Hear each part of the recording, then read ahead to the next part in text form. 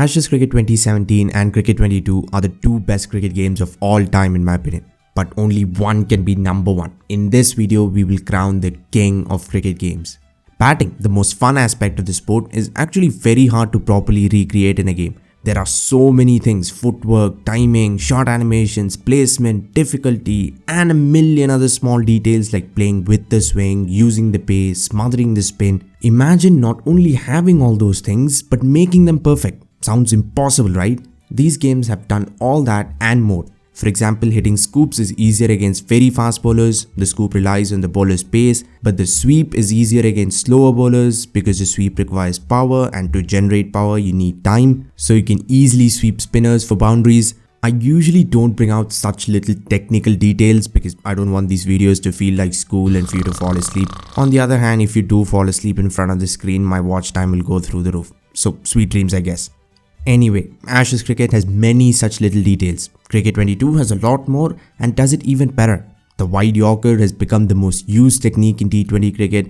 So in death overs, AI bowlers will start bowling Yorkers right inside the wide line and they'll have 4 fielders on the offside. So there's literally no hope for you to score boundaries. Things like that make a sports game so much better. But it does get a little predictable here, so I do hope they make the AI even smarter in the next game. When it comes to the actual shots, some are better in Cricket 22, some are better in Ashes 17. Pulls, straight drives, flicks, advanced shots are better in Ashes 17. Cuts, scoops, cover drives are better in Cricket 22. 22 does have more shots and a larger area where you can play. You can literally play right over the keeper.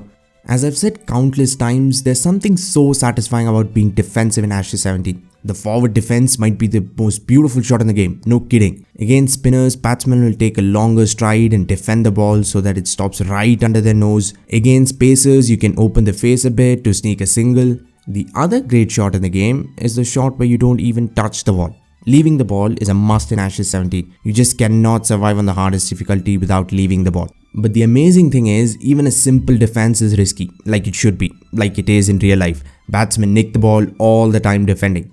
Sound effects are another thing that I mentioned. Usually we don't notice it at all, even in movies and shows, unless it's really good or really bad, we don't notice at all. Ashes 17 belongs to the former. It is really good on the ears. The sound of a leather ball hitting the middle of the bat is one of the most amazing sounds ever. It's so satisfying and sweet. This game captures that. It also captures the atmosphere of the ground really well. The crowd, bowlers run up, the vibe is just like actual live cricket. Cricket 22 does everything really well. Here defending and attacking are fun. Chasing down 100 in the last 8 overs. If you're playing Cricket 22, I promise you, you will be having the time of your life. As I've said already, the game has many shots. Shots that haven't even been invented yet. On top of that, it is really hard but never frustrating. When you do things right, you won't get out. But if you try to cover drive a Yorker on leg stump, no one, not even God, can stop you from making the long walk to the pavilion. Being aggressive and playing risky shots is amazing. You know how in recent years in the power play, batsmen chip the ball above ring fielders to get a boundary? They play a lofted shot with no intention of clearing the boundary. You can do that. Against opening bowlers, giving yourself room and clearing the 30-yard circle is the best way to score runs. That is just one example of the versatile batting mechanics in this game. AI aren't geniuses, but compared to older games, they're like Newton if apples kept falling on his head every minute. AI bowlers won't keep bowling the same ball over and over again even after you smack them for 16 sixes in a row. AI captains won't set brain dead fields like not having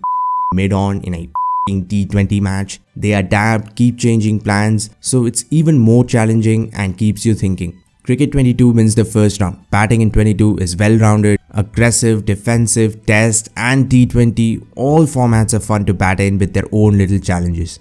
Bowling in cricket games is like braking in F1 games. It's an important aspect, but no one gives or at least no one gave because these two games are the only two in the history of cricket games with bowling systems that match batting. Cricket 22 has one extra element. The after-touch button is more useful than I initially thought it would be. When the ball is swinging all over the place on a day 1 grassy wicket in rainland, aftertouch is crucial to control the ball. Other than that, most mechanics are the same in both games. But let me tell you, one is clearly better.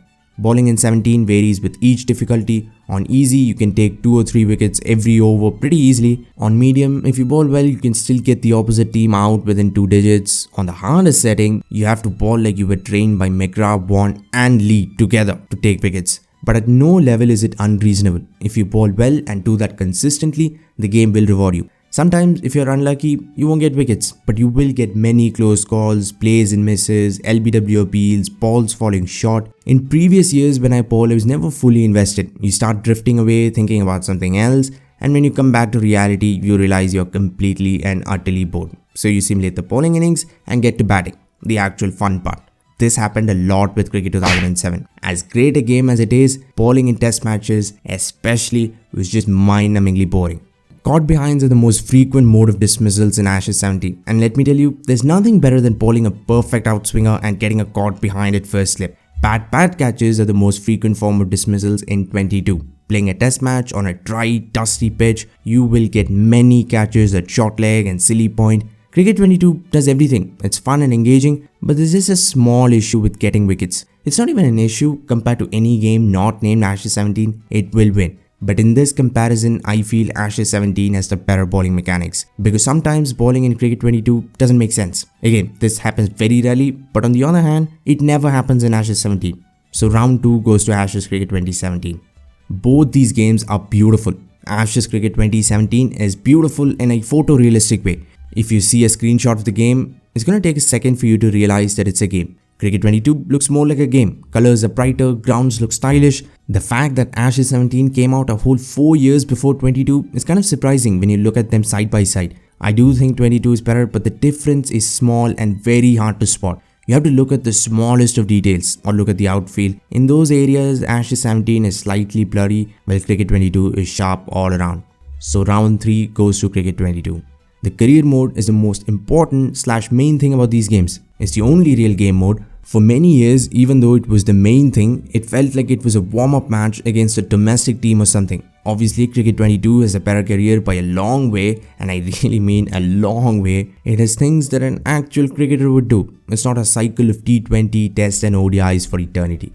But there's still room for so much more. Since Big Ant Studios have almost perfected gameplay, I'd love for them to make the career mode even better, add more cutscenes, maybe even some mini stories here and there, maybe a rivalry with an opponent, sledging and yo-yo tests. There's so much they can do with Cricket 22. So Cricket 22 wins this comparison 3-1. I do think it's a better game, but if all you wanted to do was play test matches, Ashes 17 is perfect. Cricket 22 is more of an all-rounder, it does everything really well. Batting, bowling, graphics, career. Click the video on screen to see in-depth reviews of both these games along with some of the best cricket titles to ever come out. Meanwhile, subscribe, it really means a lot. Thanks for watching and have a great day wherever you are.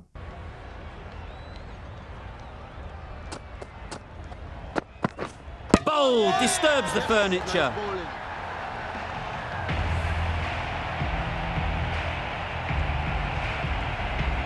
Oh dear, it's been a poor innings under pressure.